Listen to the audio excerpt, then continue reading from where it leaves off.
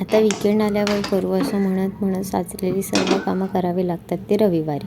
ह्या रविवारच्या गडबडीमध्ये काहीतरी स्पेशल होण्याआधी एक झटपट पटकन होणारी पूजासुद्धा करायची असते. त्यासाठी अतिशय झटपट होणारी एक रेसिपी.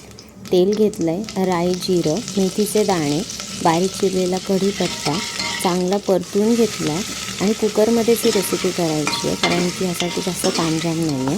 ठेचून घेतलेला लसूण आणि त्यामध्ये बारीक चिरलेला कांदा, बारीक चिरलेला टोमॅटो अतिशय जास्त बारीक करायचा नाही आहे, कारण की आपण कुकरमध्ये शिजवतो तो पूर्णच गाळ होऊन जाणार आहे. त्यामुळे त्यातल्या त्यात जरा मोठ्या फोडी असतील तर बरं राहील.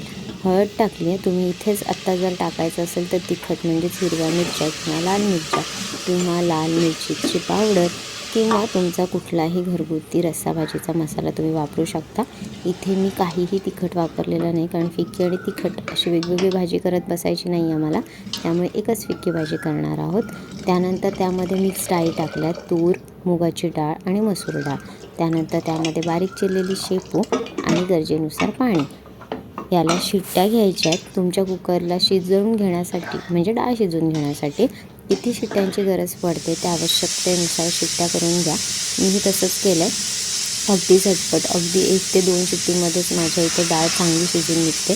त्यामुळे त्या शिट्ट्या घेतल्यात आणि माझी ही भाजी तयार आहे. कारण फोडणी आपण आधीच दिलेली आहे. कुकर थंड झाल्यानंतर उघडून बघा आणि त्याला थोडासा चमचा फिरवा, भाजी तयार आहे.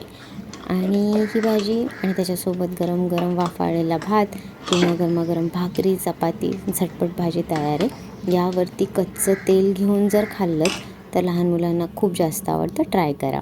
आता संध्याकाळच्यासाठी संडे म्हटल्यानंतर काहीतरी स्पेशल आणि नॉनव्हेज खायची इच्छा होतेच, तर इथे विंग्स घेतले स्वच्छ धुवून. त्यामध्ये टाकली आहे हळद. यामध्ये कश्मीरी लाल मिरची पावडर घेणार आहे किंवा तुम्ही घरगुती रस्सा भाजीचा मसाला किंवा आगरी कोळी मसालासुद्धा घेऊ शकता. दही घेणार आहोत. मॅरिनेशनसाठी वापरायचं आहे, त्यामुळे थोडंफार कमी जास्त झालं तरी चालेल. त्यामध्ये आपण टाकून घेतो आहे बारीक चिरलेली कोथिंबीर आणि आलं लसूणची पेस्ट.